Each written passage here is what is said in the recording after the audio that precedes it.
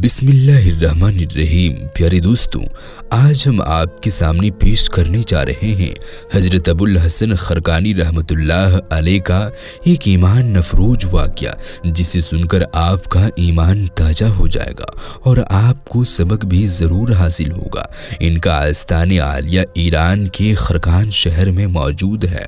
तो इस वाक़ये को समझने के लिए वीडियो को एंड तक ज़रूर देखें और आपने अगर अभी तक हमारे चैनल को सब्सक्राइब नहीं किया है तो उसे भी ज़रूर सब्सक्राइब कर दें और साथ में बेल आइकन को ज़रूर दबा दें ताकि हर आने वाली नई वीडियोस की नोटिफिकेशन आप तक पहुंचती रहे। तालकान शहर का रहने वाला एक शख्स था। उसको एक बुजुर्ग अल्लाह वाले से बेहद अकीदत थी। उस बुजुर्ग का नाम हजरत अब्दुल हसन खरकानी रहमतुल्लाह अलैह था। उस शख्स को हजरत से मिलने का बहुत शौक था, उनके दीदार का, उनकी ज़ियारत का, उनसे बातें करने का, उनसे बहुत कुछ सीखने का। लेकिन तालकान और खरकान के बीच का जो रास्ता था वो जंगल का रास्ता था। उस रास्ते से जानवरों का डर था, डाकुओं का डर इसे हमेशा उस सफ़र से रोक देता था, क्योंकि वो सफ़र बहुत डरावना और भयानक होता था। लेकिन एक दिन ऐसा हुआ, शौक़े दीदार, शौक़े ज़ियारत में उससे सब्र नहीं हो पाया। आखिरकार उसने सामानी सफ़र बांध ही लिया और खरकान की तरफ सफ़र पर निकल गया। कई दिन, कई महीने उसने पहाड़ी और जंगली रास्ते से होता हुआ, डाकुओं से, लुटेरों से बचता हुआ एक लंबा और मुश्किल भरा सफ़र तय किया। आखिरकार लंबा सफ़र तय करता हुआ वो खरकान पहुंच ही गया। खरकान पहुंचकर उसके दिल को इत्मीनान हुआ कि आखिरकार वो हजरत के गांव पहुंच ही गया। लोगों से उसने मालूमात ली। हजरत बहुत मशहूर थे। किसी ने उसको हजरत के घर का रास्ता बता दिया। वो शख्स हजरत के घर पहुंच गया और बड़ी अकीदत व मोहब्बत के साथ दरवाजा खटखटाया तो अंदर से हजरत की बीबी की गरजदार और खड़कदार आवाज आई। कौन है?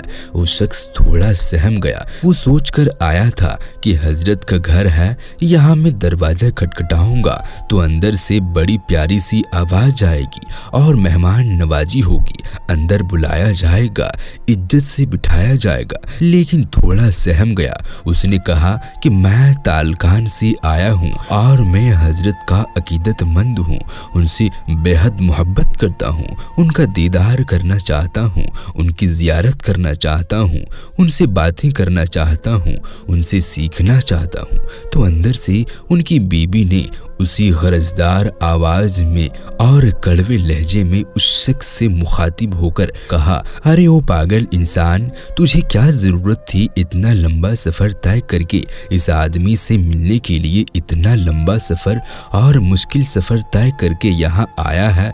ये काहे का बुजुर्ग और काहे का हजरत? तूने शायद धूप में बाल सफेद किए हैं, तुम्हारी अकल पे तो रोने का दिल करता है। तुझे कोई काम धंधा है कि नहीं है? और ये आदमी कब से शेख बन गया? अरे जाओ भाई, अपना काम करो। इन्होंने तो सिर्फ धोखा जाल बिछा रखा है। अब भी वक्त है, जहां से आए हो उल्टे पैर लौट जाओ। इसके चक्कर में पड़ोगे तो दीन के रहोगे न दुनिया के रहोगे। जब उस शख्स ने हजरत की बीबी की बातें सुनी तो उनकी आंखों के सामने अंधेरा छा गया, पैरों के तले जमीन निकल गई। कहने लगा, हजरत को देखो, हजरत की बीबी को देखो, उनकी बातों को तो देखो। हजरत की बीबी है और इतनी बदजुबान, इतनी कड़वी और इतनी बदअखलाक। चलो, मेरे बारे में इतनी सारी बातें बोल दी, कोई बात नहीं, मैं तो बर्दाश्त कर लूंगा। लेकिन हजरत के बारे में इतनी बुरी बुरी बातें, हजरत के इल्म से सारी दुनिया जगमगा रही है और हजरत की बीबी, ये तो चिराग तले अंधेरा हो गया। उस शख्स हैरान परेशान होकर हजरत की बीबी की बातें सुनकर उस घर से वापस लौटा। लेकिन उसने ठान लिया था कि मैं इतना लंबा सफर तय करके आया हूँ, इतना वक्त लगा, महीनों का सफर तय किया, तो हजरत से मिले बगैर तो मैं नहीं जाऊंगा और उनकी बीबी की बदअखलाकी की वजह तो जरूर पूछकर जाऊंगा। वो लोगों के पास आया और हजरत का पता पूछा कि हजरत कहाँ मिलेंगे। तो लोगों ने कहा कि आप जंगल में जाओ।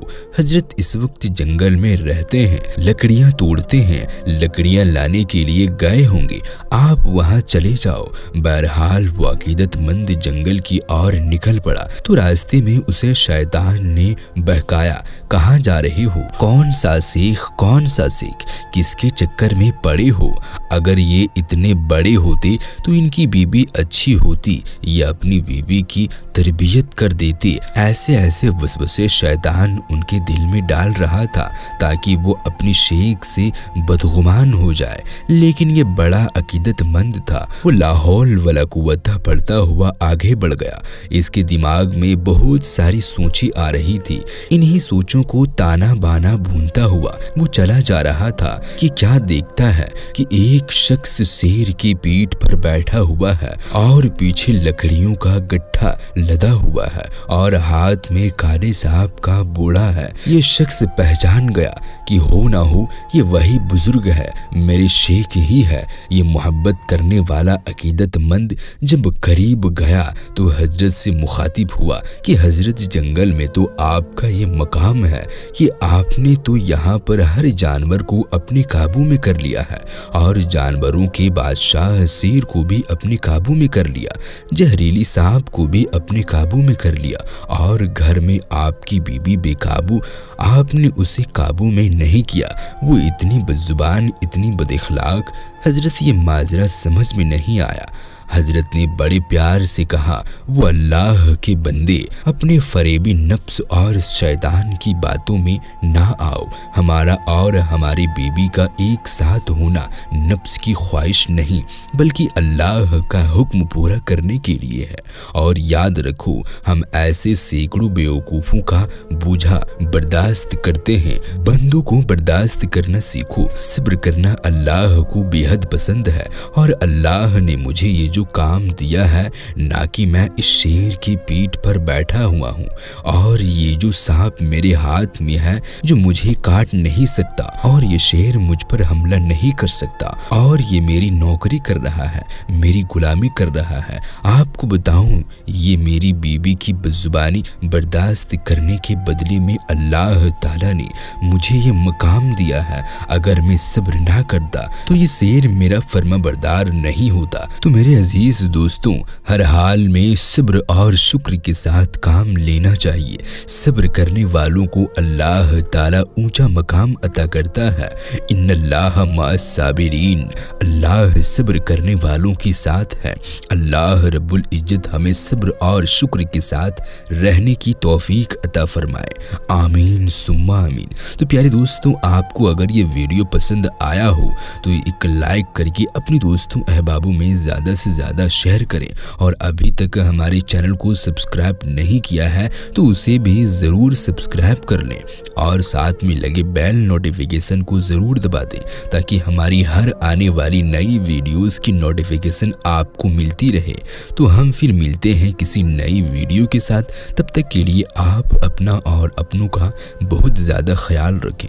अल्लाह हाफिज़।